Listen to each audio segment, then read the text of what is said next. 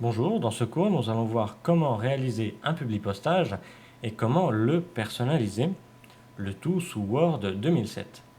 Alors, pour faire plus simple, j'ai déjà tapé toute ma lettre et je vais placer le curseur là où je veux mettre l'adresse des destinataires.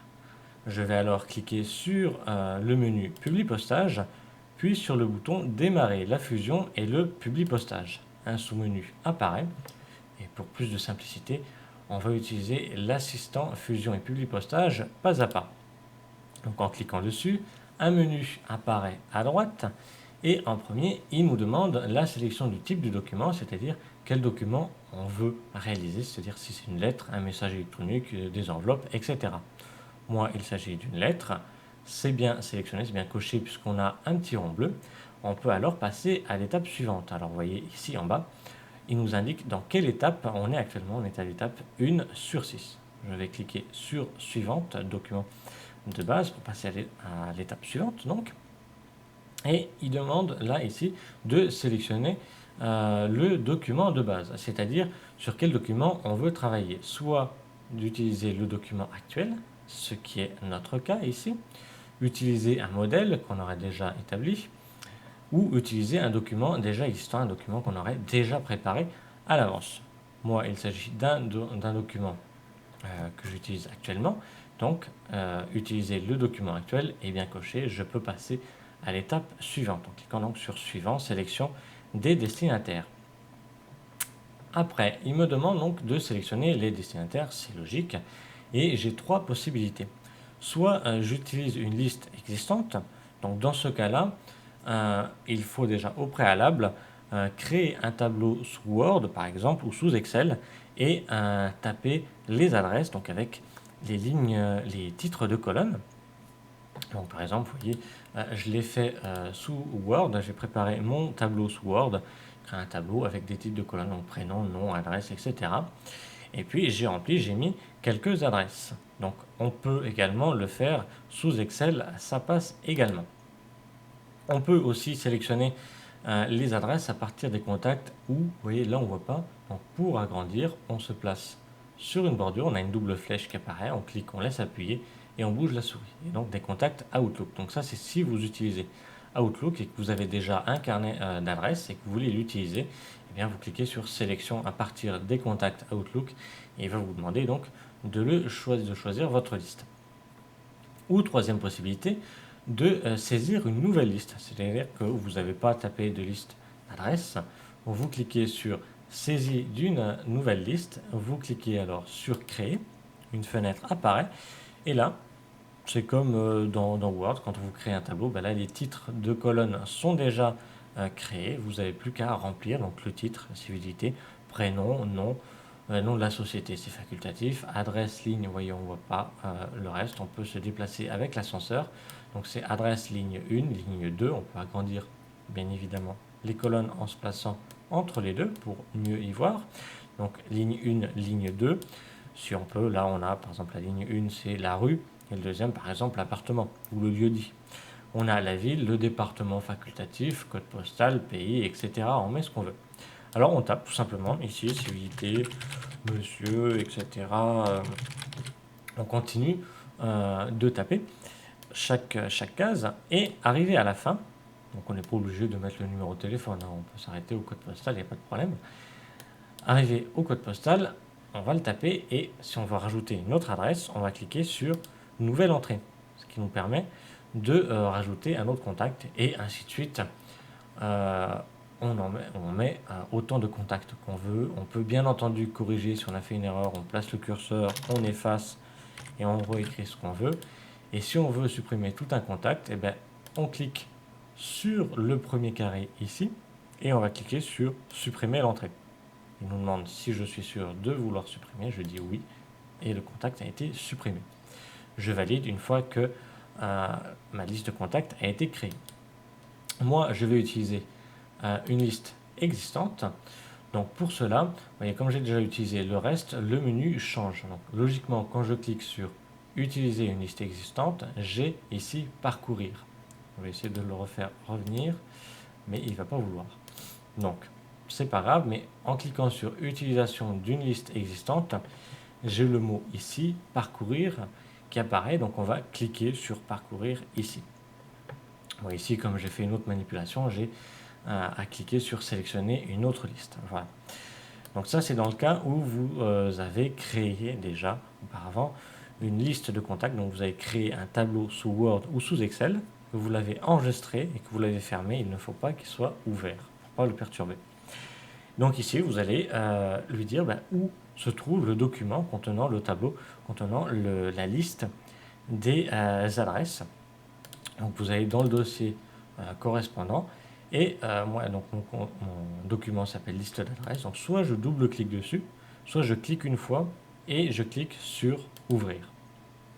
Voilà, après il m'affiche la liste d'adresses que j'avais déjà saisie dans mon tableau et par défaut, lui, il va tous les cocher, tous les sélectionner pour les utiliser dans le Publipostage. Mais bien sûr, je peux toujours décocher telle ou telle personne pour ne pas que ces adresses soient utilisées dans le Publipostage. Mais je peux toujours, en cours de route, les rajouter. Donc on verra comment les rajouter plus tard. Voilà, je valide. Et bien sûr, si j'ai validé et que je m'aperçois en fin de compte que j'ai choisi le mauvais fichier de liste d'adresses, eh bien je vais cliquer sur sélectionner une autre liste. Ça revient au même. Ou modifier la liste des destinataires pour décocher certaines personnes ou les recocher. Voilà, je suis à l'étape 3 sur 6, je vais passer à l'étape suivante, donc écriture de votre lettre. Et là, on va cliquer sur bloc d'adresse, ce qui va permettre de dire ici, voilà, affiche-moi l'adresse complète des destinataires. Donc, un clic. Et là, on a déjà un petit moyen de personnaliser l'adresse. C'est-à-dire qu'en cliquant sur telle ou telle adresse ici, adresse type, on a l'aperçu qui change ici. Donc si je clique sur Pierre, vous voyez, j'ai plus le nom de la personne, j'ai que le prénom. Alors par défaut, on choisit celle-ci, mais si vous avez mis une civilité, on peut choisir bien entendu celle-ci. C'est à vous de choisir. Donc dans l'aperçu, vous voyez que l'adresse n'est pas complète. Il n'y a pas la rue, il n'y a pas le code postal. Tout simplement parce qu'on n'a pas cliqué sur faire correspondre les champs. Donc faire correspondre les champs, ça sert à quoi? Donc on va cliquer dessus. C'est-à-dire que dans Word, lui, il a déjà les titres de colonne, prénom, nom, adresse 1, ville, code postal, etc. Et nous, dans notre tableau, on n'a pas forcément mis exactement les mêmes titres. À droite, on a les titres qu'on a mis dans notre tableau, les titres de colonne dans notre tableau, et on voit ici donc les titres de colonne de Word. Donc, prénom, c'est bien, j'avais bien mis prénom, exactement pareil, nom, c'est pareil.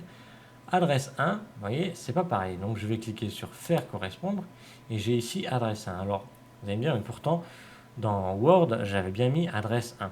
Mais entre adresse et 1, j'avais mis un espace, et lui, il me rajoute par défaut un trait d'union, donc pour lui, adresse espace 1 et adresse trait d'union 1, lui, il voit qu'il y a une différence, donc il ne fait pas correspondre ces deux champs automatiquement.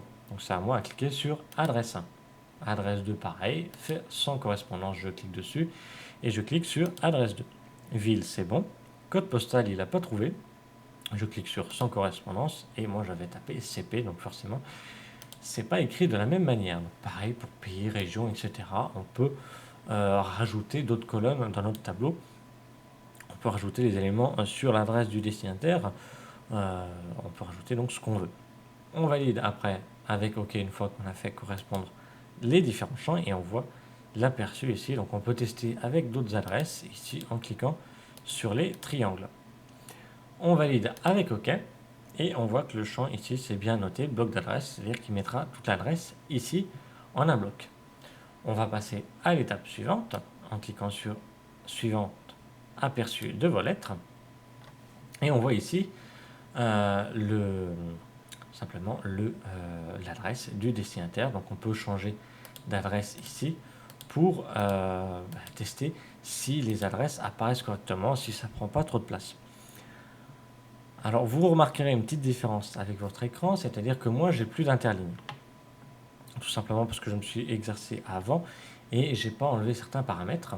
Donc logiquement, vous avez quelque chose, hop, je vais me le remettre sur la première, vous avez quelque chose de comme ça à peu près, vous avez des lignes vides en trop entre les deux, c'est-à-dire c'est Word qui crée automatiquement un interligne et ça fait pas très beau. Donc pour les enlever ou pour en mettre, on se place sur destinataire 1, on va le sélectionner, on va aller dans le menu mise en page et c'est ici l'espacement en bas qui est par défaut de 10. Donc il est de 10 par défaut, donc vous avez logiquement ça à l'écran. Bien c'est à vous à le mettre à 0 tout simplement. Voilà, à 0 pour le premier destinataire. Et si on vérifie, si on clique sur la flèche de droite pour aller sur les destinataires suivants, on voit qu'il respecte la même mise en forme. Voilà. Alors, on peut cliquer sur suivant. Bien entendu, à chaque étape, on peut toujours modifier la liste des destinataires ou exclure directement ce destinataire-là. Voilà. Donc, on clique sur suivant, fin de la fusion, et on n'a plus qu'à imprimer. Alors, pour imprimer, il ne faut pas faire fichier imprimé, sinon il va nous imprimer que cette lettre-là avec ce destinataire-là. Il faut cliquer sur imprimer quand on est à l'étape 6 sur 6. Une petite fenêtre s'affiche.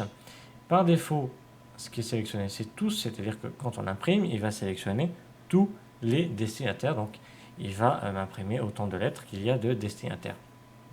Si je veux imprimer que ce document-là avec que ce destinataire-là, je vais cliquer sur enregistrement en cours. Ou si je veux imprimer de tel destinataire à tel destinataire, je vais cliquer de 2 ici à. Donc là, je vais noter les chiffres donc du destinataire numéro 3 à 50, admettons. Voilà, pour imprimer, on clique sur OK et ça nous l'imprime. Alors voyons comment personnaliser maintenant la mise en forme. On a vu les espacements, l'interligne, d'accord, bon ça c'est assez basique, mais on peut très bien vouloir mettre le nom, par exemple en gras ou en couleur, etc. Donc si, donc je vais revenir à l'étape précédente pour pouvoir jongler entre plusieurs destinataires. Je vais sélectionner un nom, je vais le mettre en gras, donc je vais cliquer sur accueil et je le mets en gras. Et je désélectionne. Ne vous inquiétez pas, il a mis aussi le reste de l'adresse sur fond gris, mais ça c'est juste à l'écran.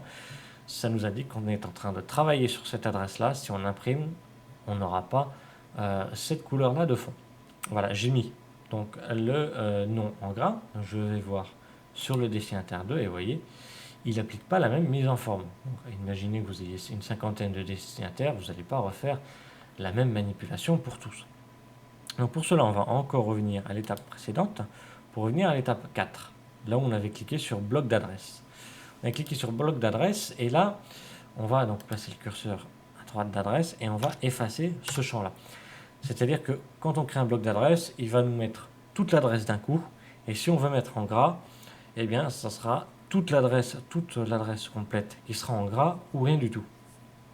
Donc ce qui n'est pas pratique si on veut la personnaliser. Donc on a effacé bloc d'adresse, on est à l'étape 4 et on va ce qu'on appelle insérer donc l'adresse petit à petit, donc champ par champ. Donc pour cela, on va cliquer sur publier postage et donc on vérifie que le curseur est bien placé et on va cliquer ici sur insérer un champ de fusion.